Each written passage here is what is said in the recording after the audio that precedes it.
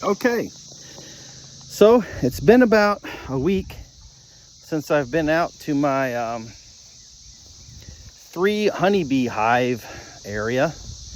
The fourth set that were supposed to be Saskatraz and a nuke this time because it's later in the season, they are still in the process of being packaged and shipped. On the other hand, since I am doing extra stuff with extra hives, I am prepared to give them names, numbers, start with different books for them all. And in honor of the Army, I have designated my cart as the honey wagon. Anybody familiar with the concept of a honey wagon? It actually contains and transports something very different related to septic. So enjoy that little guffaw, I guess. Oh yeah, and my honey bucket, and obviously my honey bucket, if you were in the military, or at least in Alaska on a glacier, that honey bucket also means something very different. I decided to put some cut-proof liners under my tactical gloves. I don't like the honeybee gloves. They are just too cumbersome for me. This is my setup right here. I'm gonna have to cut the grass, but I wanted to try and let things grow a bit so they would have something to mess with. The farthest hive is the Russians. I just gave them some Hive Alive to see how they handled it. They don't seem to like the sugar syrup as much as they like drowning in it. The next nearest hive is Italians. That one was doing real well, but boy, they got aggressive when I switched their entrance reducer to a larger opening. And this last one over here, the smaller one, is the youngest. It is a Carniolan hive. I brought an extra box and some supplies to try and do sugar syrup for everybody. And then a sugar water feeder since it is June now. If you notice a noise in the background, that is the cicadas in the area. I've done some clearing, but the guys have plenty of woods and cicadas and things. There's my work area in the back. And then I'm just trying to grow different flowers that are pollinators and just see how it works out.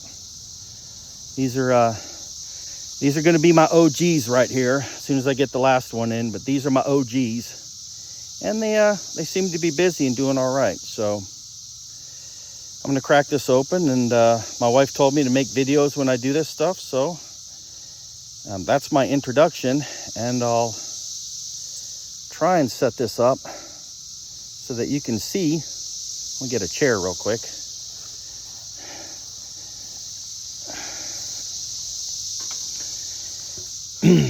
I have provided some additional pieces of equipment over here to use.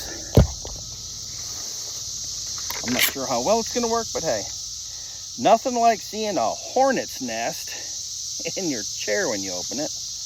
They're not going to make it very far. Oh, and it's got babies and stuff in it. Look, can you see? Where'd you go? This way? It's got like stuff in it. So anyway, squish. Oh, it's juicy. Ugh. That's awesome.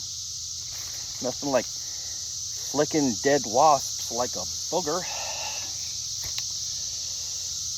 Okay, let's see, maybe here? Show these to my kids and my wife too. So, all right, maybe something along the lines of here. And I'll try and yell a bit if I need to. Anyway, hi honey, how you doing? Hi Phoenix. They'll be in basic training, maybe checking these out someday. Alicia's currently in Louisiana. I miss her very much. But she's doing well. Just got to see her. She came in for my son's graduation. And I'm putting these things back on. I suppose I'm going to run out of things to do and say, but I guess since this is for my wife to use and the kids, I'll just let it run and put it on YouTube and let them figure it out. I don't like the bee gloves. They're too cumbersome. I put some kind of cut liner gloves under these, and these are like medium tactical gloves. Other than having a little spot right there, which the bees will find, they've never gotten inside or anything, and I have a good sense of touch with these. So, but I did not wear liners before, and when the bees got agitated, they did find a couple of spots, and I got lightly stung. I just kind of brush them off. I don't even think their stingers stuck, but here we are. I'm getting better at making sugar syrup. I don't know that I have enough. I think I'm underfeeding, to be honest with you, but I am feeding, and I am trying to provide other sources. Seems some of the bees have already found the sugar syrup in my liquid feeders. I'm not sure how these liquid feeders go in. So one of the first things I'm going to see is, I just don't understand how these things go in. So I'm going to come around here to the hive that doesn't have anything. And you know, I look at it, and this, it looks like you got to push the entrance reducer in. And that's really it. You just push the entrance reducer in. You know, instead of the entrance reducer being flush, it's actually pushed in some. And that's how you feed them. So I have one for each. I'm not going to put anything in the empty one yet. It's completely blocked off. So the only thing that's in it are these weird looking little beetles and some ants. And this is marking. I've been using weights on top. I don't like the cinder blocks. They just look too crazy or heavy. These are 10-pound weights. Don't seem to be an issue. This area is very windy and I don't see any issues. So I'm just doing the feeding and just maybe a general quick check. I have not checked on the carniolans yet, so they're first. Oh, let's hope that works. They're right here. All right.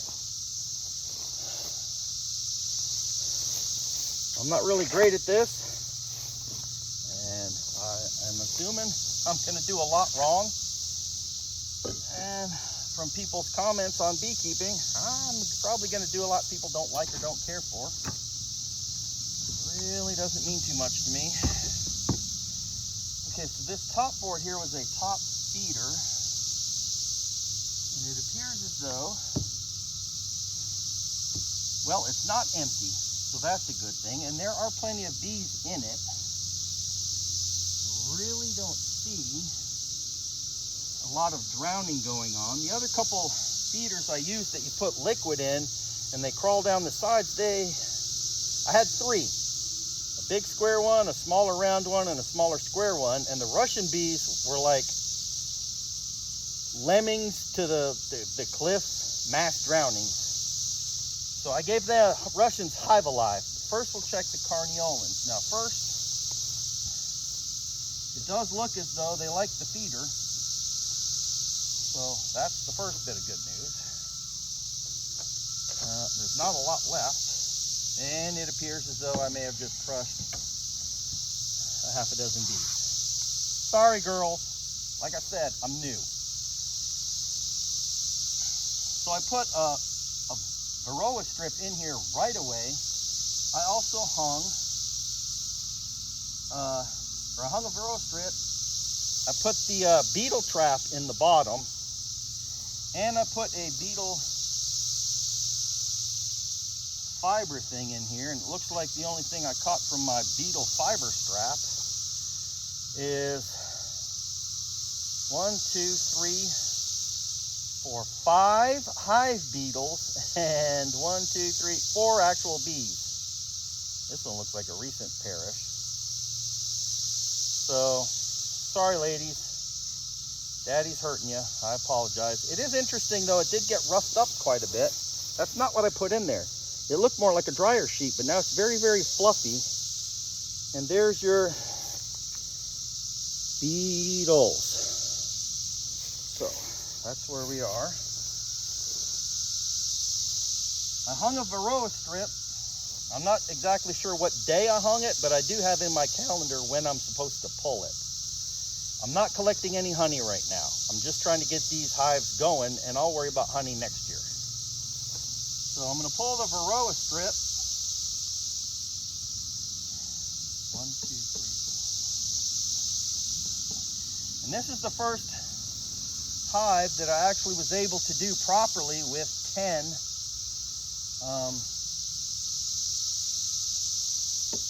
frames. The other ones I tried using a vertical feeder and I couldn't get the right number of frames in. I ended up with like 8 frames, and then I ended up with wonky comb in these first 2, which I am going to reuse and butter up the future frames. So I do have some wax to work on future frames as far as getting them prepared for brood.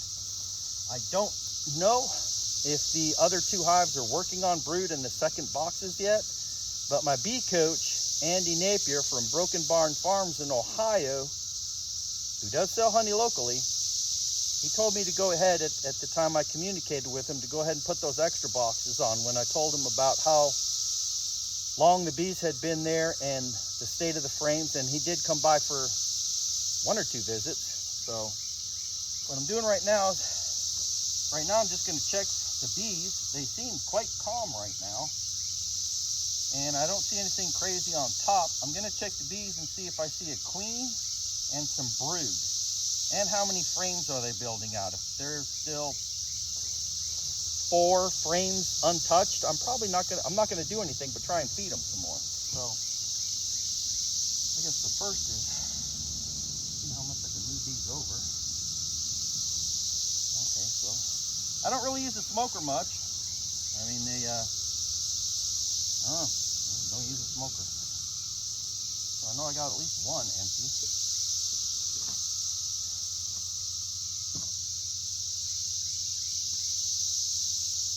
Okay, I got some touring on this one, but nothing really working it. So I've got at least 3 empties. And it appears I have at least 4 stuck together. So we'll leave those 4. And check the outside too, just for giggles. Yeah, I know, ladies.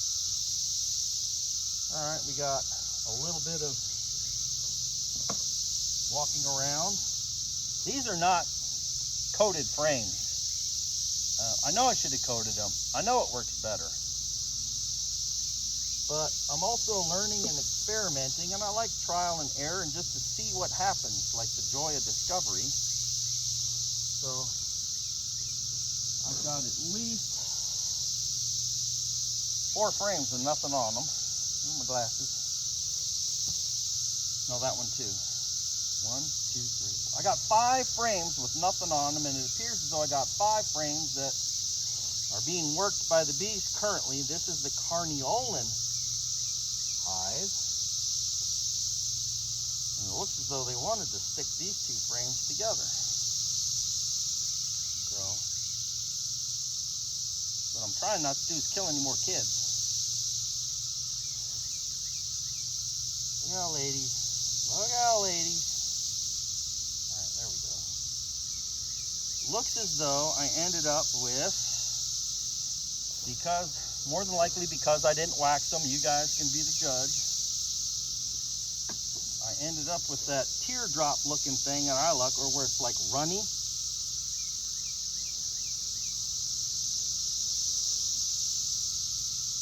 Okay, this one has a screened bottom board. There's quite a bit of junk down there.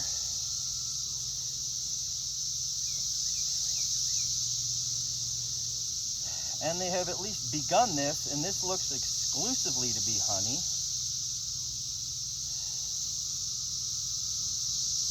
And I do not believe I see a queen, but this is kind of nice. These are some calm kids. You alive?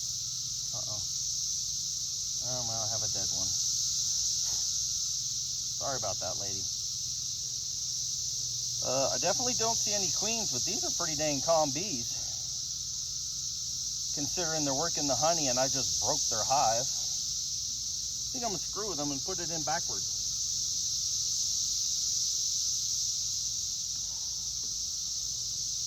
I know it's yellow. You guys prefer black?